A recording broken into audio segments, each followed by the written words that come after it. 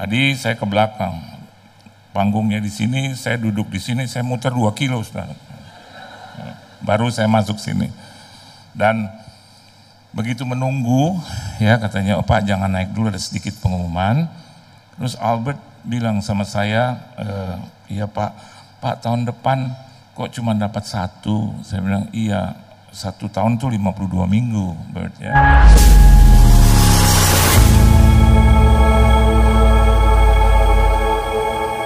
Ya, terus gereja di Jakarta ada berapa ratus, saudara. Di Indonesia ada berapa ribu, saudara. Di dunia, waduh nggak terhitung, ya. Jadi saya bilang kalau dapat 1 ya 1 dulu, tapi nanti akan menyusul. Terus tadi rupanya istri saya agak terganggu, gitu, di kuping, gitu. Saya tadi lagi baca ayat juga hampir jatuh handphone saya, gitu. Terus Albert bisik, Bu, ini sound systemnya baru juga diuji coba. Bukan di situnya saya bung, tapi janji saya membuat kuping saya jadi bung lagi gitu. Beberapa bulan yang lalu waktu saya ada di sini, waktu Albert bilang, iya Pak nanti mungkin akan ada, doakan Pak untuk sound system baru. Saya dengar begitu, itu bagi saya adalah pengumuman pribadi gitu loh. Ya. Jadi saya bilang, aduh Tuhan, kalau dengar begini kayaknya aku harus terlibat gitu loh. Ya. Jadi oh Tuhan, kenapa orang lain yang nggak dengar gitu. Tapi mungkin Albert akan bilang tiap minggu Pak diumumin di sini gitu. Soal ada yang tergerak nggak tergerak itu urusan mereka, mungkin gitu. Cuman saya kalau dengar begitu langsung zeng gitu, langsung terhubung. Terus saya bilang apa yang harus saya lakukan Tuhan? Tuhan bilang nyumbang goblok gitu. Terus saya tanya sama Albert dulu nih, mungkin dia ingat atau enggak. Bert, kurang lebih berapa itu sound system? Mudah-mudahan kan kalau yang di jalan-jalan tuh yang dipakai buat apa ngamen, paling juga 300.000 kan gitu, dang-dang gitu. Dia bilang nggak tahu Pak, tapi ya nanti cobalah Pak gitu. Nanti saya akan, kenapa Pak? Enggak, begini, saya akan berikan untuk sound system dah, ikut gitu, ikut. Kenapa saya mau ikut terlibat di dalam sound system? Karena supaya saya juga nggak habis suara saya sampai saya mati, saudara. Sound system kan buat didengar gitu loh ya. Jadi kalau saya sumbang berarti suara saya akan tetap diperdengarkan dan saudara akan dengar terus. Gitu. Kalau kita hubungkan ke situ, kalau Anda hubungkan lain, aduh pas sound system jadi berisik, ya udah jadi berisik hidupmu ya. Terus saya bilang, oke deh Bert, tiba-tiba dalam perjalanan saya bilang, sini nih, Bert saya sumbang deh gitu. Kadang-kadang memang menurut hemat saya nih, Roh Kudus tanda kutip suka keterlaluan saudara gitu. Tapi memang kita harus dengar gitu ya. Terus dia bilang, saya langsung bilang, Bert saya sumbang deh 50 juta. Dalam hati saya, aduh salah lagi gue ngomong gitu. Kayaknya terlalu cepat, saya mau tarik udah di udara saudara kan. Jadi Albert, aduh Pak jangan Pak. Jangan, padahal pasti dalam hatinya, ayo Pak teruskan gitu, teruskan. Gitu.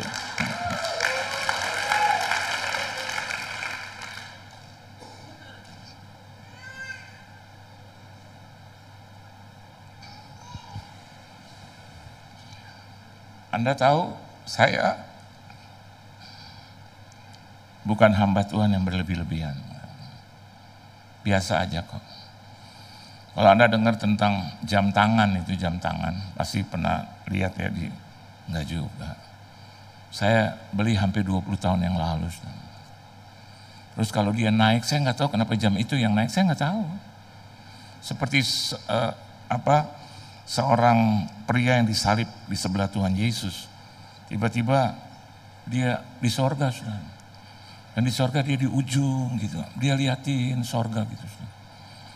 Terus dia rasa asing, terus ada malaikat tanya, who you, siapa engkau? Dia bilang, me, I don't know. Terus why you here, kenapa kau di sini? I don't know juga, I don't know either, I don't know. Terus you come from, no, I don't know.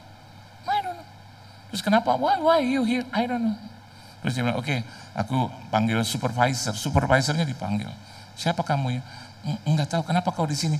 Saya juga enggak tahu kenapa. Terus ditanya, apakah kau pernah ikut pendalaman Alkitab? Enggak. Kau pernah dibaptis? Apalagi dibaptis? Apa itu baptisan? Engkau pernah masuk gereja? No. Tapi why you here? Kenapa kau di sini? Saya juga enggak tahu. Terus supervisornya bingung, rapat sedikit. Tiba-tiba pria ini bilang, no.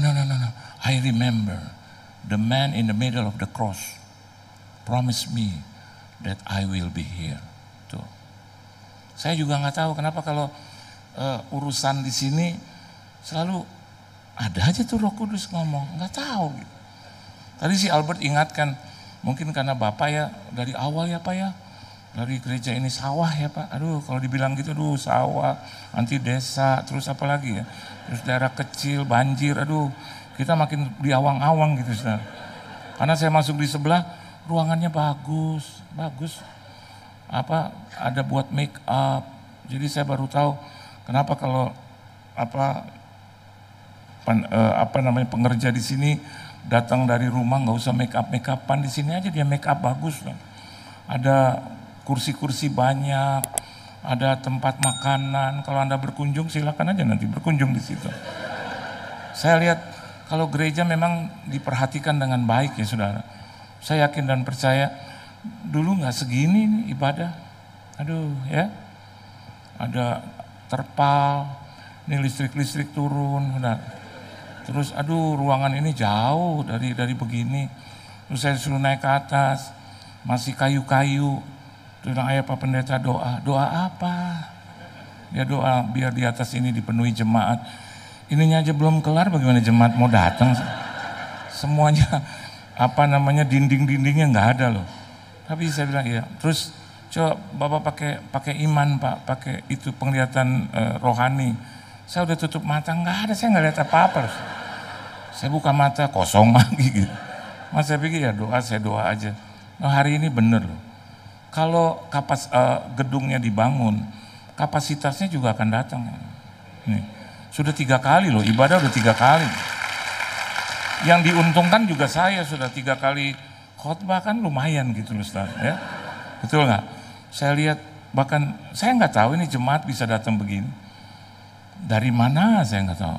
Anda nggak perlu kasih tahu kepada saya alamat saudara, tapi yang saya tahu di depan itu memang daerah awan-awan gitu loh saudara. Tapi kalau hari ini dipakai memang Tuhan. Kalau Anda pakai hatimu dan memberikan dengan hatimu, lakukan dengan hatimu, maka segala sesuatunya akan terjadi menurut kehendakmu. Beri tepuk tangan yang meriah buat Tuhan. Jadi saya bilang sama Albert, Bert saya sumbang 50 juta. Karena dia bilang gini, bagaimana Bert caranya? Ini Pak puji Tuhan dicicil. Nah ada jalan nih, haleluya nih. Jadi saya bilang, Bert kalau gitu tiap bulan saya nyicil lah 10 juta sampai bulan Februari.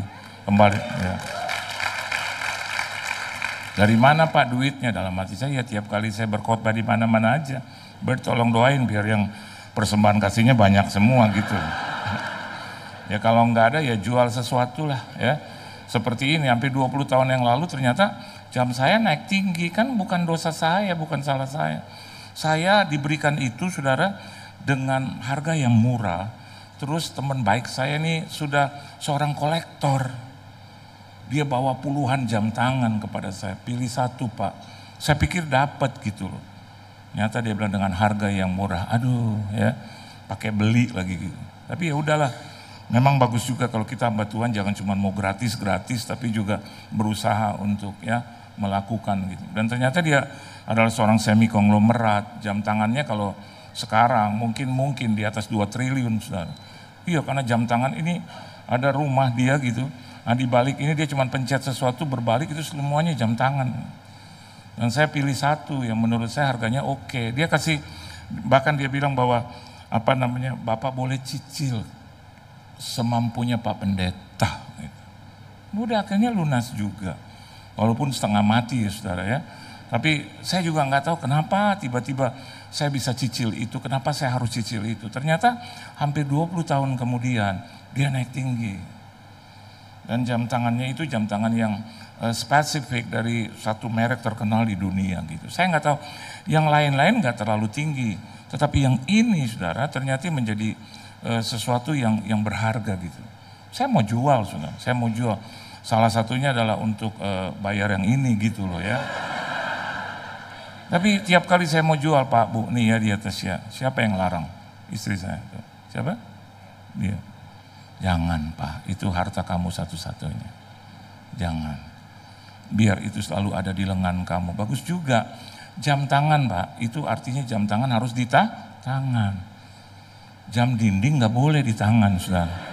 Jadi kalau ada orang menyorot saya dengan dan kok pakai jam tangan itu, saya juga nggak tahu kenapa ini jam tangan naik tinggi. Tapi yang saya tahu tema daripada merek jam ini adalah for the next generation. Anda tahu jam tangan itu, for the next generation. Jadi ketika dia naik, harganya naik, saya mau jual, istri saya nggak boleh. Yang kedua, 2 anak saya, jangan Pak, Papa kelihatan oke dengan jam tangan itu. Tapi hati saya bilang begini, kalau dia naik, itu buat investasi, saudara. Saya juga beli karena investasi. Saudara, tanah Anda 20 tahun yang lalu, kira-kira sekarang naik nggak? Saya nggak punya tanah. Emas Anda, kira-kira setelah 20 tahun naik apa tidak? Naik, saya nggak punya emas. Saya tidak ada batangan emas, saya nggak punya, bahkan deposito 0,00. Yang saya punya ini jam tangan. Nah kalau dia naik, ya puji Tuhan lah. Nggak ada sesuatu terjadi di muka bumi ini tanpa seizin Tuhan. Jadi saya pikir, kalau dia naik, saya akan berikan rumah buat ini anak-anak saya. Saya akan hamba Tuhan. Ada di satu satu Reels atau TikTok gitu ya. Saya dibandingkan dengan Sri Paus, jauh saudara. Sri Paus itu saya cintai, saya hormati. Umur dia 91 saudara. Saya baru 60, jauh. Dia udah gak memikirkan duniawi saudara. Saya buka mata udah ada duniawi di sini. Kenapa? Istri saya langsung, Pak, main ini, main itu, main ini, main ini. Paus nggak usah pikirkan itu. Dia nggak menikah, saya menikah bos. Saya menikah. Saya punya 2 anak. Yang tiap hari Papa mau makan ini, Papa Sri Paus bangun nggak perlu pikirin makanan. Kenapa? Makanan tersedia. Dia tinggal di kerajaan namanya Vatikan, saudara. Saya tinggal di kerajaan Kelapa Gading, saudara. Saya cicil itu rumah, saudara, 5 tahun. Tiap bulan terus, saudara. Nggak ada yang memperhatikan saya gitu. Tapi Paus diperhatikan, saudara. Bukan saya menjudge, no. Tapi rasa hormat saya. Orang ini yang salah kalau membuat bahwa pendeta Kristen disamakan dengan Sri Paus, beda. Ya, dia pakai 100.000 jam tangan. Dia nggak pakai jam tangan pun orang tahu dia Sri Paus. Betul nggak? Saya pakai jam tangan, jam dinding sekalipun orang banyak nggak tahu. Saudara. Ini siapa ya? Ini siapa ya? Gitu. Ya. Sri Paus nggak perlu dalam kemacetan, Pak, Bu. Saya terlibat kemacetan, kesini aja juga ada macet juga. Nggak mungkin ada 4 riders ya gitu.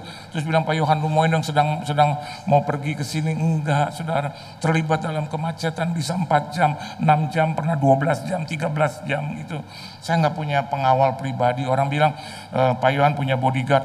Ini 2 bodyguard saya, saudara. Mereka bilang itu pendeta yang songong itu jalan dengan 2 bodyguard.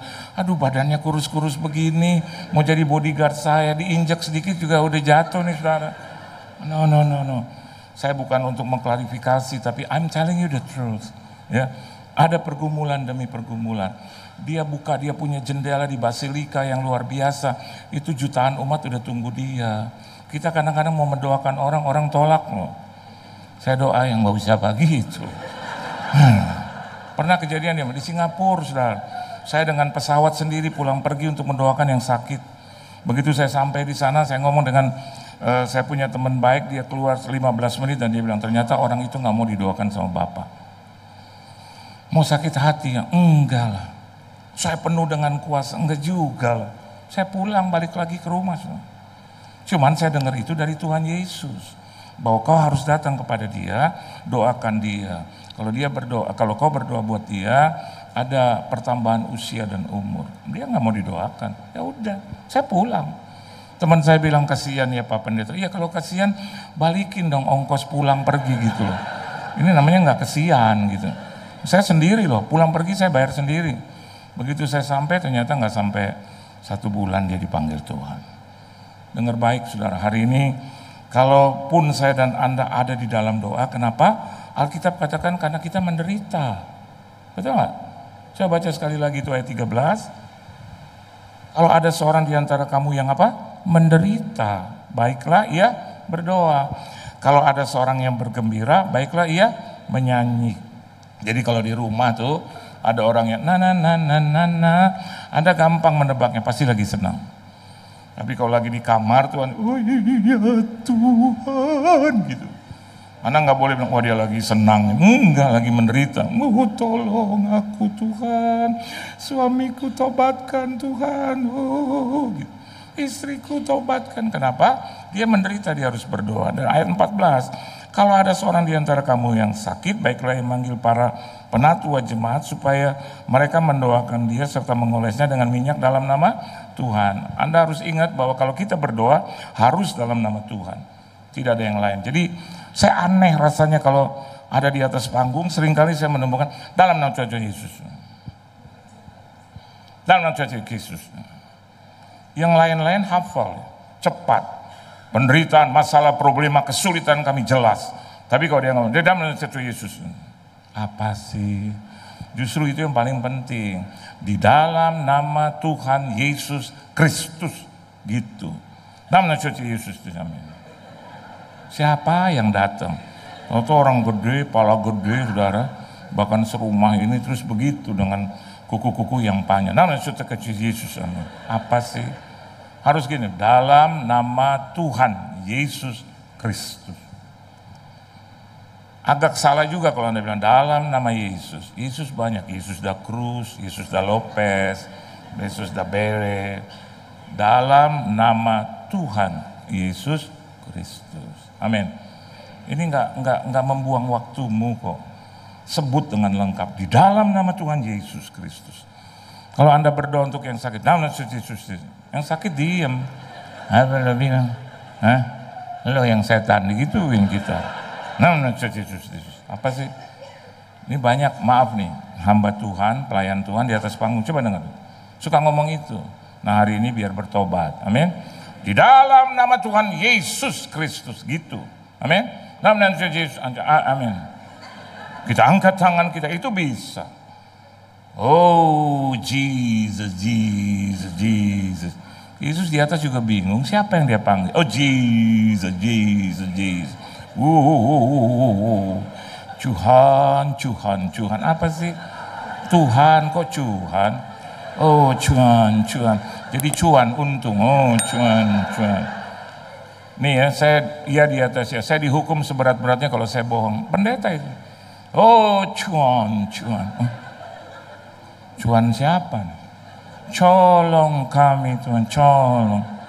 Saya tadi mau teriak, gue rampok loh. Bukan gue colong lagi, gue rampok.